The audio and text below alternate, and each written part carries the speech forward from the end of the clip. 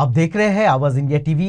इस वक्त स्टूडियो में भंते सुमित रतन जी, जो कि यूपी से है और पूरे भारत में भ्रमण करते हैं धम्म के प्रसार के लिए, धम्म के प्रचार के लिए। जैसे कि तथागत ने कहा था भिक्षुओं से, हे भिक्षुओं चरतचारिकम बहुजन हिताय बहुजन सुखाय अताय हिताय लोकानुकंपाय देव मनुष्याय आदि कल्याणम मज्ज कल्याणम अंत कल्याणम।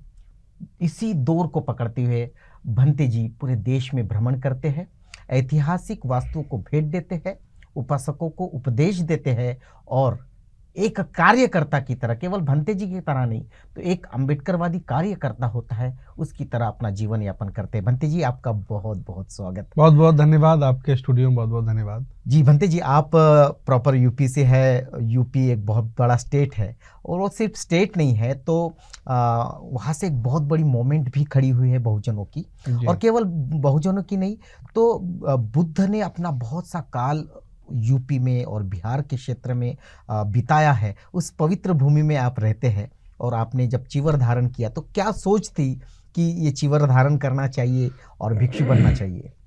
देखिए, जब हम लोगों ने चीवर पहना था और लगभग वो 25 साल पहले की घटना है। उस समय हमारी किशोर अवस्था थी, हमने कक्षा 10 पास किया था। उस समय तो हम लोगों को पता भी नहीं था कि भिक्षु क्यों बना जाता है और आखिर क्या करना चाहिए हमें। जैसे जैसे हम बड़े होते गए, जब हम थोड़ा समझदार हो गए, तब पता चला कि इतना पवित्र कार्य, इतना ऐतिहासिक कार्य करने का अगर हमें मौका मिला है तो उसे ईमानदारी से करना चाहिए। और जैसा कि तथागत बुद्ध का भिक्षुओं के लिए आदेश था, चरख भिक्षवे चारिकं बहुजन हिताय, मैं उसको पूरा कर रहा हूँ। बिल्कुल। और पूरे देश में जा करके उनके संदेशों को, उनके बाद जितने भी संत गुरु महापुरुष सम्राट ऐसे हुए हैं जिन्होंने उस संस्कृति सभ्यता को बढ़ाने का काम किया है, उनका भी मैं नाम लेकर, उनको भी जोड़ करके उसको फैलाने का काम कर रहा हूँ। आप जो काम कर रहे हैं वो बहुत ही पवित्र काम है और एनर्जेटिक है, क्योंकि जिस अवस्था में आप भिक्षु हुए या आपकी उपसंपदा हुई वो बहुत ही ऐसी उम्र की अवस्था थी कि लोग उस उम्र में धर्म के तरफ जाने का सोचते भी नहीं, अपने करियर का सोचते हैं। भंते जी, जब ये प्रवास आप करते हैं या इस तरह की मोमेंट चलाते हैं, बहुत सारी तकलीफें होती है, उसका सामना करने के लिए क्या प्रेरणा मिलती है आपको? देखिए, मेरा मानना ये है, ये मैंने बहुत पहले पढ़ लिया था और आज भी हमारे सामने प्रैक्टिकली दिखाई देता है कि जिस व्यक्ति के सामने कठिनाइयाँ, परेशानियाँ, तकलीफें, रोड़े नहीं आते हैं, वो कुछ बेहतर करने के लिए तैयार नहीं होता है। मैं उदाहरण देना चाहता हूँ बड़ौदा का। जी। बाबा साहब नौकरी करने गए वहाँ सयाजीराव गायकवाड़ जी के यहाँ, उन्हें रहने के लिए घर नहीं मिला। लेकिन आज जब मैं गया तो वहाँ 12 दिन में 12 इंच जमीन नहीं मिली उन्हें रहने के लिए। आज उनके न रहने पर वहाँ की सरकार 12 करोड़ का भवन बना रही है। तो मैं संदेश देना चाहता हूँ इस चैनल के माध्यम से कि जो सद कार्यों में लगे हैं, अच्छे लोग हैं, उनकी जिंदा पर भी इज्जत करिए, मरने के बाद उनकी पूजा करने से कोई फायदा नहीं है। आप जिस तरह से राम मंदिर का मुद्दा आया था और अयोध्या या साकेत, इस मुद्दे पर बहुत बड़ी बहस चली थी। साकेत नगरी बौद्धों की बहुत पौराणिक नगरी थी और उसके लिए आपने एक बड़ी लड़ाई लड़ी है कि वहाँ राम मंदिर ना होते हुए बुद्ध विहार बने। क्या थी वो लड़ाई और किस तरह से उसे अंजाम देना था? देखिए, सुप्रीम कोर्ट ने जब आदेश कर दिया तो चूंकि सुप्रीम कोर्ट भी संविधान की एक इकाई है जी, हम लोगों को ज्यादा विरोध करने का कोई मतलब नहीं था। चलिए ठीक है, भले ही देश आज उन लोगों के हाथ में है जो भारत को एक रंग में रंगना चाहते हैं, लेकिन जब उसकी खुदाई हुई, समतलीकरण हुआ तो हमारे जो अवशेष निकले, उन अवशेषों को क्रेशर से तोड़ा गया, बालू बनाया गया, तो हम लोगों को बहुत बुरा लगा। हमने कहा जब धर्मनिरपेक्ष भारत है, संविधान के तहत बाबा साहब ने दिया है, तो आप मंदिर बनाइए, लेकिन जो मेरे अवशेष निकल रहे हैं वो तो हमें दे दीजिए। आप जमीन ले लीजिए। हाँ, जमीन ले लो, लेकिन जो मेरे अवशेष हैं वही मुझे दे दो। मेरा साकेत है, मुझे मालूम है कि मेरी जमीन पर कब्जा हो रहा है, फिर भी हम दया है, फिर भी मेरे अंदर करुणा है, कोई बात नहीं, आप मंदिर बना लो, लेकिन मेरे अवशेष मुझे दे दो। तो जब मैं वहां पहुंचा को लॉकडाउन के दौरान, तो पुलिस ने मैं गिरफ्तार कर लिया, मुझे नजरबंद कर दिया गया, पूरे देश में उस चर्चा को फैलाया गया, साकेत मुक्ति आंदोलन बनाया गया। लोगों ने कहा कि पुलिस से लड़के क्या कर सकते हैं आप फिर कोर्ट की शरण में जाइए। हाई कोर्ट में हमने केस किया लखनऊ, मुझे डिसमिस कर दिया गया। मैं सुप्रीम कोर्ट पहुंच गया, भारत के उपासकों की ताकत थी कि मैं सुप्रीम कोर्ट पहुंच गया। वहां जब हमने अपना केस दायर किया, केस 15 दिन में ही सुन लिया गया। आदरणीय भूषण गवई भी थे और अरुण मिश्रा भी थे, और वहाँ हमसे कहा गया हाउ टू डेयर यू, आपकी हिम्मत कैसे हुई आने की, आपको विदेशी फंडिंग होती है। मेरा आधार ले लिया गया, मेरे बैंक अकाउंट ले लिए गए, मेरे ट्रस्ट का पूरा डाटा ले लिया गया और कई अधिकारी ऑब्जर्वेशन पर लग गए। डिस्ट्रिक्ट लेवल पर डीएम से बात की गई कि ये कहाँ के रहने वाले भिक्षु हैं, क्या इनका बैकग्राउंड है, लेकिन किसी भी तरह की कोई खोट नहीं थी, किसी भी तरह की कोई मोटी हमें विदेश फंड तो मिला नहीं था ताकि ये मुझे फंसा लेते वो मामला। और हमें जुर्माना भी उन्होंने 1 लाख का कर दिया, 1 लाख का जुर्माना भी हमने भरा। तो बहुत सारे लोगों ने हमसे कहा कि मत लड़िए, हार जाओगे आप। तो हमने कहा था कि जब भी साकेत के इतिहास का जिक्र किया जाएगा, इतिहास लिखा जाएगा, तो मेरा नाम कायरों में नहीं बहादुरों में लिखा जाएगा, क्योंकि हमने अपनी जमीन के लिए लड़ाई लड़ने का काम किया है। भले ही हम हार गए, कोई दिक्कत नहीं है, वक्त बदलेगा, अनिक्षावत संखारा उपादवय धम्मिनो उपजित्वा निरोजंती ते शंभूप समूह सुखो। ये संसार परिवर्तनशील है, कभी साकेत मेरी थी आज उनकी, कल हमारी फिर होगी, मुझे पूरा विश्वास है। बिल्कुल, लोग जब ये सोचते हैं कि कोई काशाय वस्त्र पहन के है, कि सर को मुंडन किया हुआ है, तो उसने भिक्षु की तरह रहना चाहिए, इस तरह के आंदोलन में पढ़ के क्या फायदा है। लेकिन बुद्ध कहते हैं कि जो अहिंसा की बात करते हैं, कि लोग कहते हैं भिक्षु ने बिल्कुल अहिंसक रहना चाहिए, कोई हिंसा नहीं। बुद्ध कहते हैं कि अहिंसा बलवंतों की होनी चाहिए, कायरों की नहीं।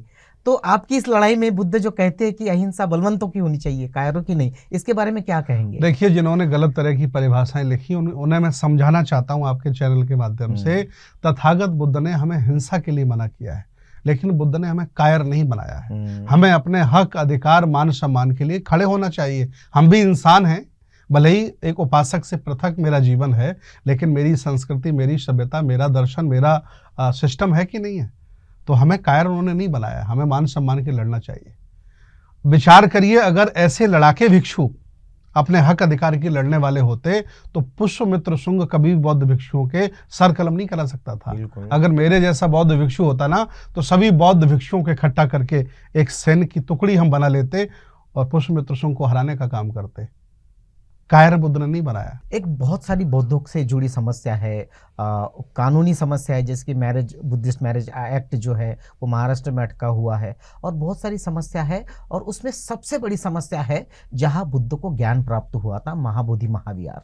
वहां की जो समिति है, कोई भी चर्च रहे वो क्रिश्चियनों के हाथों में होता है, कोई भी मंदिर है वो ब्राह्मण हिंदुओं के हाथ में होता है, कोई भी मस्जिद है उसमें गैर मुस्लिम नहीं होता है। यहाँ बुद्ध को ज्ञान प्राप्त हुआ है, फिर भी उसका जो कब्जा है या उसका नेतृत्व है ना बौद्ध भिक्षुओं के पास है, ना बौद्ध लोगों के पास है, ना बौद्ध संगठन के पास है। बहुत बड़ी लड़ाई कानूनी और जमीनी स्तर पर लड़ी गई। आप इस आंदोलन के बारे में क्या सोचते हैं? और ये जो महाबोधि विहार है, क्या बौद्धों के कब्जे में आना चाहिए? उसका व्यवस्थापन बौद्धों के हाथ में होना चाहिए? अगर नहीं है तो उसके लिए आप क्या सोचते हैं? महाबोधि मंदिर बौद्धों का है, बौद्धों के पास होना चाहिए। उसका रखरखाव, उसकी देखभाल सब बौद्धों के पास होनी चाहिए। लेकिन चूंकि वहाँ बायलॉज ऐसा बना दिया गया है, उसमें आधे हिंदू आधे बौद्ध रखे गए हैं, मैनेजमेंट कमेटी का जो सेक्रेटरी है वो डीएम बनता है, ये सब अन्याय है। ये संविधान के खिलाफ है और एक बुद्धिज्म के खिलाफ है। किसी भी मस्जिद में पुजारी पूजा नहीं करता और किसी भी मंदिर में मौलवी जाकर के अपनी नमाज नहीं पढ़ता। तो मेरे बुद्ध विहार में आकर ये घंटा क्यों हिलाते हैं? इन्हें शर्म आनी चाहिए।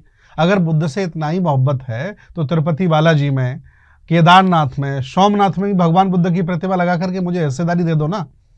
अरे मेरे बुद्ध विहार में आप हिस्सेदारी ले रहे हो बेशरम कहीं के लोगों, तो अन्य जितने भी मंदिर हैं, शिरडी बाबा, साईं बाबा, ये बाबा, उनमें हमें हिस्सेदारी आदि दे दो, हमें कोई तकलीफ नहीं है।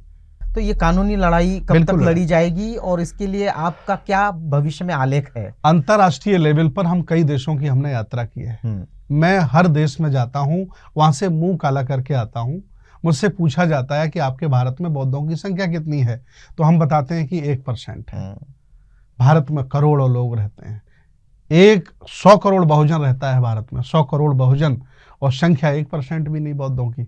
तो सबसे बड़ा काम यह है कि पहले लोगों को बौद्ध बनाया जाए, डॉक्यूमेंटेशन से बनाया जाए, लिखित बनाया जाए, गजट में बनाया जाए। उस अभियान में मैं आह्वान करता हूं देश भारत के सभी संगठनों से, संगठन अपने चलाते रहिए, लेकिन मिनिमम एजेंडे के तहत 2025 में कम से कम 10 करोड़ लोगों को बौद्ध बनाइए, ताकि हम दुनिया में कह सकें कि भारत में भी बौद्ध रहते हैं। ये बहुत बड़ा खतरा सरकार को लगता है, यहाँ की ब्राह्मणवादी व्यवस्था को लगता है कि बाबा साहब ने 14 अक्टूबर 1956 को धम्म दीक्षा देने के बाद प्रबुद्ध भारत का जो सपना था और वो लहर उठी है आपके उत्तर भारत में, बिहार में, छत्तीसगढ़ में एक लहर उठी है कि लोग बौद्ध बनना चाहते हैं। लेकिन इसी को दबाने के लिए चाहे राज्य सरकारें हो नए नए कानून लाती है। अभी हमने कर्नाटक में देखा कि धर्मांतर विरोधी कानून पारित किया गया।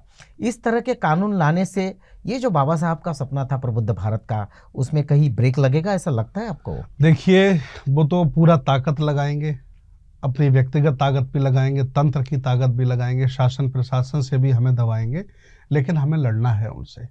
उस परिस्थितियों में बाबा अकेले लड़ गए कि आज हम करोड़ों लोग उस सपने को साकार नहीं कर सकते हैं। और अगर नहीं कर सकते हैं तो फिर रक्त पुत्र विचार पुत्र होने का मतलब ही क्या है? मैं बाबा का विचार पुत्र हूँ, ज्योतिबा का विचार पुत्र हूँ, बुद्ध का विचार पुत्र हूँ, उनके दर्शन को जगह जगह ले जा रहा हूँ ना। ये जिम्मेदारी हम सबकी है कि विषम परिस्थितियों में भी लड़ा जाए।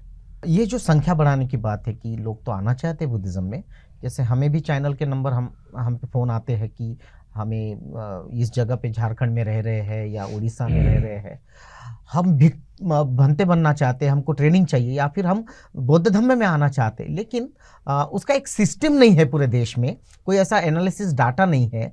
तो क्या ऐसा कोई सिस्टम होना चाहिए उपासकों के लिए, भिक्षुओं के लिए? ऐसा कोई डाटा होना चाहिए, ऐसा कोई सेंटर होना चाहिए? और इसके लिए कितनी तैयारियां जरूरी है, ऐसा आपको लगता है? 5 सूत्रीय कार्यक्रम के तहत जो हम लोग निकले हैं भ्रमण में, पहला तो यही था कि 10 करोड़ लोगों को 2025 में सम्राट अशोक विजयदशमी के दिन सामूहिक धम्म दीक्षा, पहला कार्यक्रम। दूसरा कार्यक्रम इसमें यह भी है कि पूरे देश भारत में कितने बुद्ध विहार हैं, कितने अंबेडकर पार्क हैं, कितने कबीर मठ हैं, कितने रविदास मठ हैं, कोई डाटा नहीं है। तो हम पूरे प्रदेश के लोगों से, अलग अलग राज्यों के लोगों से संपर्क में हैं। पहले हम डाटा कलेक्ट कर रहे, डिक्शनरी कलेक्ट कर रहे हैं कि कितने हैं, पहले यही नहीं पता चल पा रहा है। और मैं आपको बताऊं, आज हमें आज़ादी के, आपको आज़ादी के 70 साल हुए, संविधान हुए। संविधान से पहले ना हम बुद्धिस्ट थे, ना कोई आज़ादी थी पढ़ने लिखने बोलने चालने की। तो 70 साल की आज़ादी में जितना हमने ग्रो अप किया है, हजारों साल के इतिहास में इतना ग्रो किसी ने नहीं किया। हम IAS, PCS, जजेस, डॉक्टर, इंजीनियर, नेता, अभिनेता, व्यापारी, सन्यासी क्या नहीं बने। अब वक्त आया था अपनी विरासत बनाने का और पुरखों की विरासत को संरक्षित करने का। तब तक दुश्मन हावी हो गया है और उसमें कहीं ना कहीं हमारे ही लोगों की बहुत बड़ी भूल है, जो आज भी जिन लोगों ने हमें जाति दी अपमान से, उन जातियों को चिपकाए घूम रहे हैं। ऐसे भी मुझे बौद्ध मिल जाते हैं आदरणीय महोदय, जो 35 साल के बौद्ध हैं, कान में हमसे बताते हैं कि फलानी जाति का हूं। मैंने कहा फिर बौद्ध बने ही क्यों जब जाति बता रहे हो। और बुद्धिज्म में अंधविश्वास पाखंड भी आ रहा है। मैं कई जगह देख रहा हूं पूरे भारत में, बुद्ध का दर्शन विज्ञानवादी है, तर्कवादी है, मध्यम मार्ग है। यहाँ अंधविश्वास पाखंड भी बहुत प्रचुर मात्रा में जा रहा है। अभी मैं पंजाब में था, कुछ बौद्ध भिक्षु भगवान बुद्ध को खाना खिला रहे थे, पानी भी पिला रहे थे। तो मैंने 11 बजे भंते जी को फोन किया, उनका नंबर लेकर। मैंने कहा भगवान बुद्ध का फोन आया है, वो सोना चाहते, उनको लेटा दीजिए। तो कहा लेट तो नहीं सकते, ये मूर्ति है। तो मैंने कहा जब वो सो नहीं सकते तो खाना कैसे आपने खिला दिया। कोई भी बुद्ध विहार अगर बिना स्कूल के, बिना चिकित्सालय के है तो बुद्ध विहार नहीं है। मैं आपको ले जाना चाहता हूं तक्षशिला, नालंदा, उदंतपुरी, विक्रमशिला, वो ऐसे बुद्ध विहार हुआ करते थे, ऐसी यूनिवर्सिटियां हुआ करती थी जिसमें शिक्षा का, धम्म का, विपश्यना का और बहुत सारे काम होते थे। लेकिन इस समय बुद्ध विहार अकेले बने हैं। तो बुद्ध विहार वो अधूरे हैं जो अकेले बुद्ध विहार है। पूर्ण बुद्ध विहार वही है जिसमें एक स्कूल है, जिसमें बुद्ध विहार है और चिकित्सालय है। आप तो देश भर में भ्रमण करते हैं, चारिका करते हैं, घरों में जाते हैं, उपासकों से बात करते हैं, अलग अलग राजकीय पार्टी के नेताओं से भी मिलते हैं। हमने देखा है जिस तरह से घोषणा हुई कि राम मंदिर बनने के बाद कृष्ण का मंदिर बने, या फिर जिस तरह से आपने जिक्र किया तिरुपति का, बालाजी का, सोमनाथ का, किसी काल में ये बौद्ध विहार हुआ करते थे और उत्खनन में ये बात सामने आई है। और सम्राट अशोक ने करीबन 84,000 स्तूप, विहार और मंदिर बनाए थे, जिनमें से कुछ गिने चुने ही हम। वो 84 बुद्ध विहार हमारे कब्जे में कब आएंगे, और उसके लिए आपको क्या लगता है कि क्या करना चाहिए? क्योंकि ये सिर्फ एक बोध गया का मसला नहीं है, ये सारी जहाँ जहाँ जम्बूद्वीप था, जहाँ जहाँ सम्राट अशोक ने विहार बनाए, सब हमारी धरोहर है। तो वो कैसे हमारे हाथ में आए? उसके लिए देखिए, पहले तो हम लोगों को बौद्ध बनना पड़ेगा और हुक्मरान इस भारत का बहुजन को बनाना पड़ेगा। जी। जो इस बुद्ध परंपरा से ताल्लुकात रखता हो, बुद्ध की संस्कृति को आत्मसात करता हो। जब तक वो नहीं बनेगा तब तक नहीं हो सकता। बुद्ध के धम्म को राजनीतिक संरक्षण हमेशा मिला है, राजाश्रय मिला है। राजाश्रय मिला ना उत्तर प्रदेश में, माननीय बहन जी की सरकार में, भले ही छोटे समय की सरकार रही, लेकिन सम्राट अशोक के बाद अगर स्थापित संस्कृति का कार्य किया तो बहन जी के समय हुआ है। अगर ऐसे मुख्यमंत्री बदल बदल कर सभी प्रदेशों में होते रहें तो जगह जगह आपको बुद्ध की संस्कृति दिखाई देगी।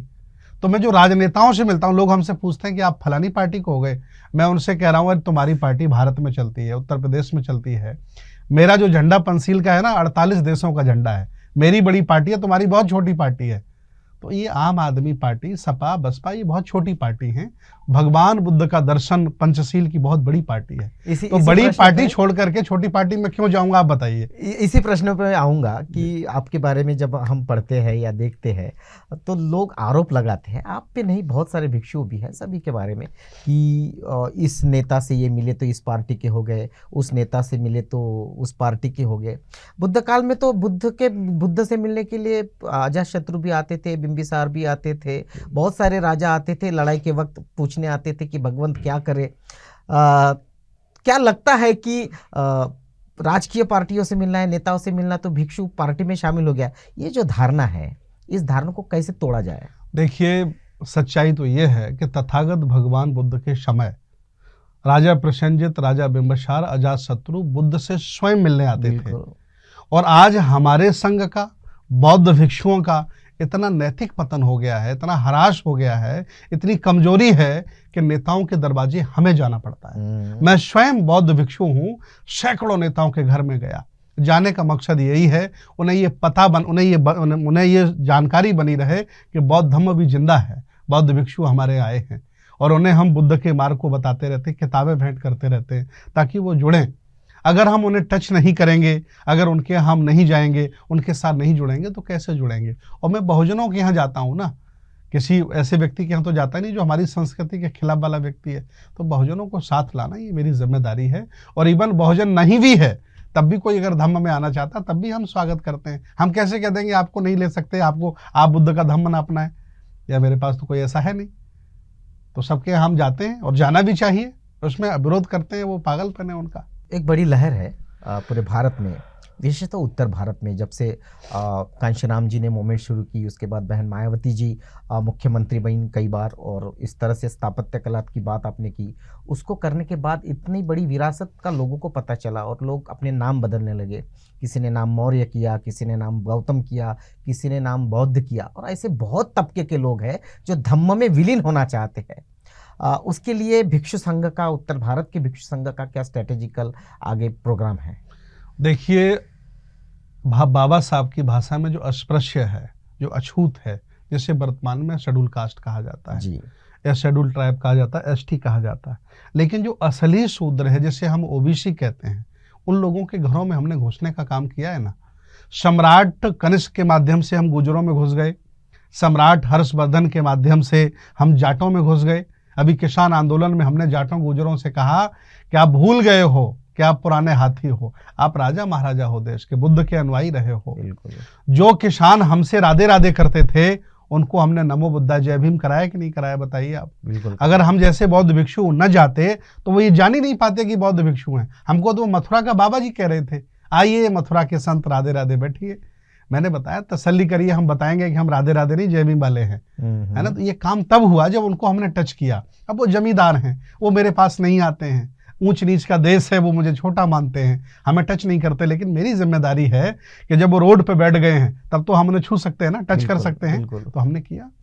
तो उत्तर प्रदेश के जैसे महापद्मनंद नाई जाति भरा पड़ा, पाल साम्राज्य, श्री पाल, अनुग्रह पाल, रामपाल, गोपाल राजा हुए हैं, 14 पाल गडरिया राजा हुए, इनके घरों में हम लोगों ने घुसने का काम किया है। पूरा मौर्य कम्युनिटी, शाह कुशवा मौर्य सैनी घरों में हम लोग घुसे हैं, यादव परिवारों में हम सुजाता के माध्यम से घुस गए हैं।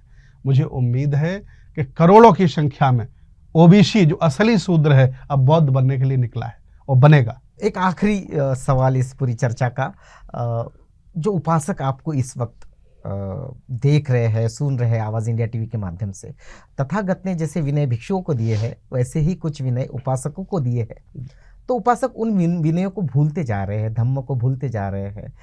दान की बहुत बड़ी महिमा है धम्म में। दान एक प्रकार की पारमिता है, उसे भूलते जा रहे हैं। प्रैक्टिसेस, पंचशील को भूलते जा रहे हैं। आप उनको क्या संदेश देंगे एक भिक्षु के नाते? देखिए, पहली बात तो यह है कि यहाँ कोई स्थापित बुद्धिज्म नहीं है। अभी भारत सरकार से हमें धर्म होने का सर्टिफिकेट भी नहीं मिला। भारत सरकार के अनुसार मैं हिंदू धर्म का हिस्सा बौद्ध संप्रदाय का एक बाबा हूँ, जैसा मुझे है। मेरा कोई पर्सनल लॉ नहीं है, मेरा कोई मैरिज एक्ट नहीं है। हम संघर्ष कर रहे हैं उसके लिए। लेकिन जो बुद्धिज्म से प्रभावित होकर, बाबा साहब से प्रभावित होकर या अन्य किसी बहुजन महापुरुष से प्रभावित होकर बौद्ध बन रहा है, उसे अध्ययन करना चाहिए। किसी पे आरोप नहीं लगाना चाहिए। बौद्ध भिक्षुओं के सानिध्य में बैठना चाहिए। गली मोहल्लों में जो लोग विद्वान हैं, पहले से जुड़े हैं, उनकी संगति करनी चाहिए, तब किसी पर आरोप लगाना चाहिए। आरोप अच्छी बात नहीं है। और हालांकि हाँ, बुद्धिज्म में जो प्राइमरी का जो विद्यार्थी होता है वो आलोचक होता ही होता है। जैसे वो ग्रेजुएशन होता है, आलोचना उसकी खत्म हो जाती है। तो इसलिए जो नए लोग आते हैं ना, वो आलोचक होते ही होते हैं। ब्राह्मण को गाली देंगे, देवी देवताओं के बारे में बुरा भला कहेंगे, क्योंकि वो उतना ही जानते हैं। धीरे धीरे जब वो पढ़ते हैं, सीखते हैं, तब पता चलता है कि ये मार्ग सही नहीं है। जब हमारे पास इतना बड़ा दर्शन है, विशाल संस्कृति है, तो इन चोरों की बात क्या करना, उसकी बात करना। तो आज हम धम्म की बात कर रहे हैं। पूरा देश साथ चल पड़ा है और मुझे उम्मीद है कि बौद्धमय भारत होगा और देश का हुक्मरान भी बहुजन बनेगा। मुझे आशा है, पूरी उम्मीद है। बिल्कुल। भंते सुमित रतन जी को ये आशा है, जबकि वो पूरे भारत में घूम रहे हैं, कि बाबा साहब का 56 में जो सपना था कि भारत बुद्धमय होगा, तक्षशिला, नालंदा, विक्रमशिला, इतनी सारी विश्वविद्यालय हमारे थे, फिर से हमारे हो गए। ये जो 85% ओबीसी समाज है, जो कभी काल में बुद्धिस्ट हुआ करता था, वो भी बुद्ध के शरण में फिर से आ जाएगा और ये भारत फिर से प्रबुद्ध भारत कहलाएगा। भंते जी, आप इतने दूर से यहाँ आए, आपका बहुमूल्य वक्त दिया, आपका बहुत बहुत धन्यवाद। बहुत बहुत साधुवाद, आपकी पूरी टीम का बहुत बहुत धन्यवाद। सभी उपासकों के लिए मंगल कामनाएं। आप देख रहे हैं आवाज़ इंडिया टीवी।